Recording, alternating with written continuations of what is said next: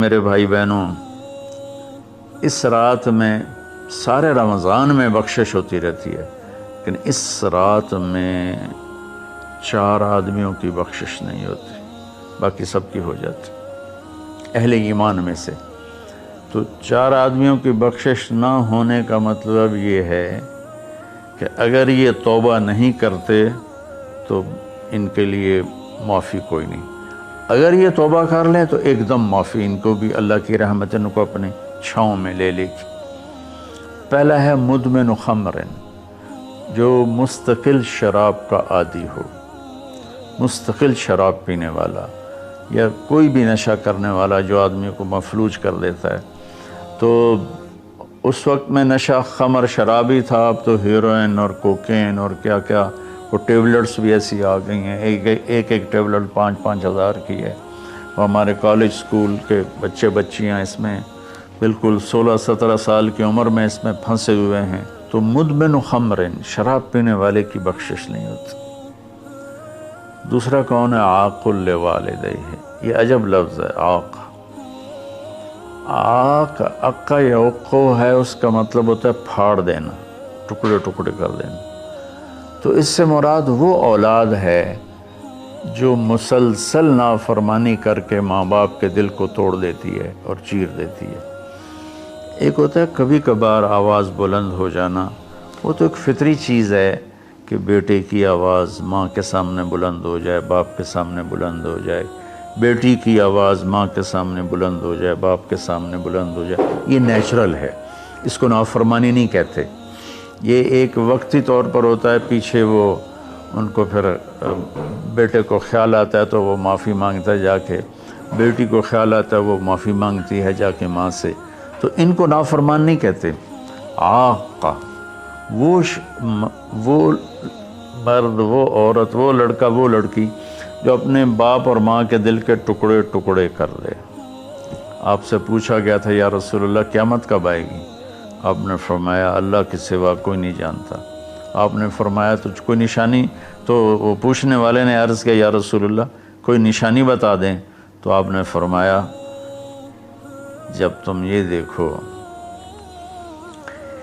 کہ بیٹیاں ماؤں سے نوکروں جیسا سلوک کریں، یا خاص طور پر بیٹی کا لفظ استعمال کیا، بیٹے کا نہیں، کہ بیٹے عام طور پر ہی سرکش ہوتے ہیں، بیٹیاں عام طور پر فرمان بردار ہوتی ہیں۔ تو آپ نے فرمایا جب تم یہ دیکھو کہ بیٹیاں بھی ماؤں کی دل شکنی کرنے لگ جائیں اور عرب کے بدو لمبی لمبی عمارتیں بنانے لگ جائیں، تو سمجھنا کہ قیامت قریب ہے۔ تو میں یہ بچیوں سے خاص طور پر کہتا ہوں کہ یہاں اللہ کے نبی نے بیٹوں کا ذکر نہیں کیا، بیٹیوں کا ذکر کیا ہے، کہ جب یہاں تک نوبت پہنچ جائے کہ بیٹیاں بھی ماؤں کے ساتھ نوکروں جیسا سلوک کریں تو پھر قیامت قریب ہے۔ تو یہ بہت کامن ہو چکا ہے ہمارے گھروں میں، کیونکہ اس موبائل نے اور یہ کمپیوٹر نے، انٹرنیٹ نے ہماری ساری زندگی اس کے اندر کھپا دی ہے۔ ہمیں رشتوں کا لحاظ نہیں، رشتوں کی قدر نہیں، ایک دوسرے کے پاس ادب نہیں۔ میں جب بہت چھوٹا تھا تو میں نے اپنی ایک پچھلی نسل جو اب ساری ختم ہو گئی ہے، آخری سے میرے بہنوئی وہ بھی فوت ہوئے ہیں چند دن پہلے، تو ان سب میں اپنے ماں باپ کا اتنا ادب ہوتا تھا کہ کوئی ان کے آگے چوں نہیں کرتا تھا۔ میں نے اپنے دادا کے بھائی کو دیکھا ہے، دادا کو میں نے بس ایسے حلیہ، ایسے کہ حیولہ سا ہے بھائی، یوں شکل تھی لیکن وہ یاد نہیں، دادا کے بھائی کو دیکھا ہے۔ تو دادا کے بھائی کے جو بیٹے تھے نا، جب ڈیرے میں بیٹھتے تھے تو اپنے والد کے سامنے نہیں بیٹھتے تھے، پیٹھ کے پیچھے بیٹھتے تھے، حالانکہ دین کی کوئی خبر نہیں تھی۔ یہ اس وقت کی معاشرت تھی، مشرقی معاشرت۔ اب بھی آپ جائیں تھر میں تو ہندو عورتیں ہوں گی، جب گاڑی آئے گی تو ایک دم اپنا گھونگھٹ نیچے کر لیں گی، حالانکہ ہندو عورتیں۔ یہ تہذیب مشرق ہے۔ تو اسلام تو ویسے ہی عریانی فحاشی کی اجازت نہیں دیتا۔ تو ہماری تو مشرقی تہذیب بھی اس بات کی حامل ہے کہ عورت حیا کے پردے میں چھپی ہوتی، اور اللہ نے مجھے تاریخ پڑھنے کا بہت موقع دیا۔ دنیا میں یہ جو راجپوت قوم ہے یہ آرین ہے، تو جب ان کی یہ قبل مسیح آئے ہندوستان میں، عیسیٰ علیہ السلام کی آمد سے پہلے ہندوستان میں آئے، پھر یہ خونخوار تھے اور آپس میں لڑتے تھے، تو پورا ہندوستان چھوٹی چھوٹی ریاستوں میں بٹا ہوا تھا۔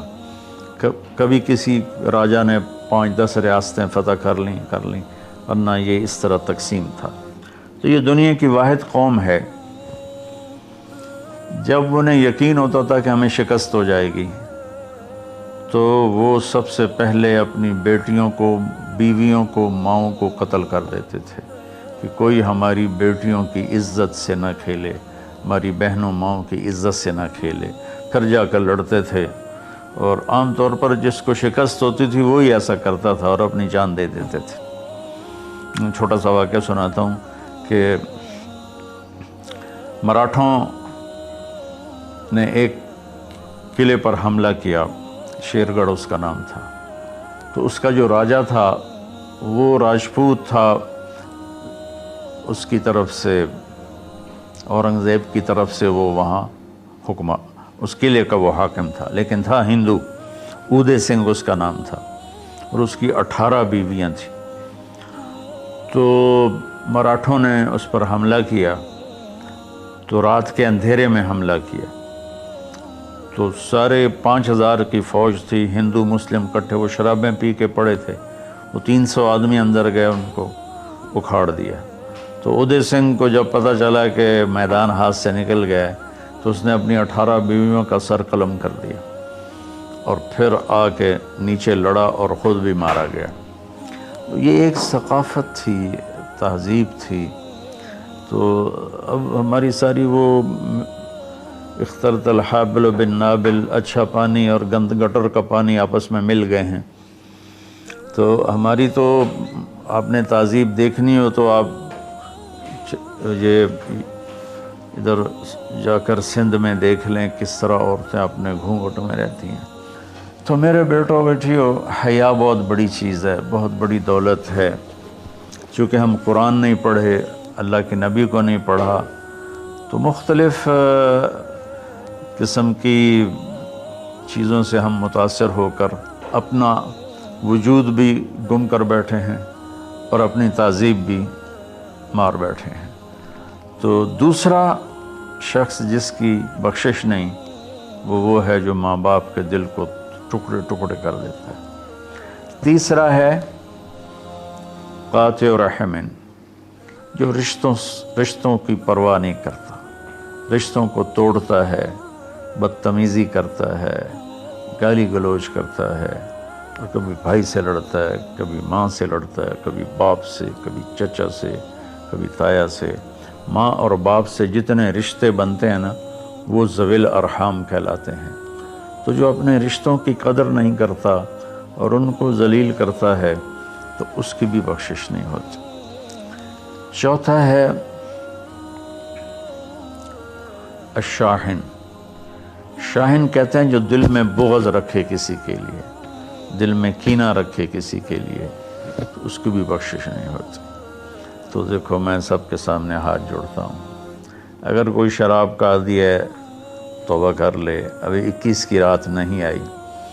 اگر کوئی ماں باپ کو ناراض کر کے بیٹھا ہے تو ان کے پاؤں پکڑ کے راضی کر لے۔ کوئی رشتہ داروں سے لڑائیاں کرتا پھر رہا ہے تو صلح کر لے۔ کوئی کسی کے بارے میں دل میں کینہ رکھتا ہے، بغض رکھتا ہے، تو اپنے دل کو صاف کر لے۔ ان چاروں میں یہ آخری چیز بہت زیادہ پھیلی ہوئی ہے کہ ہمارے دل نفرتوں سے بھرے ہوئے ہیں۔ تو میرے بھائی بہنوں، اس رات میں اللہ تبارک و تعالیٰ سب کی بخشش فرما دیتا ہے سوائے ان 4 آدمیوں کی، اور یہ بھی اگر توبہ کر لیں تو ان کی ساتھ ہی بخشش ہو جاتی ہے۔ تو اس میں ہمیں 21 کو بھی جاگنا چاہیے، 23 کو بھی، 25 کو بھی، 27 کو بھی، 29 کو بھی، کہ 5 راتیں، کوئی ایک رات تو ضرور ہوگی باقی اصل علم تو میرے اللہ کے پاس ہے۔ تو اپنے دل کو بھائی بہنوں صاف کرو، اور اس ایک رات میں 83 سال کا ثواب لے لو۔ اللہ تعالیٰ مجھے آپ کو عمل کی توفیق بخشے۔ السلام علیکم۔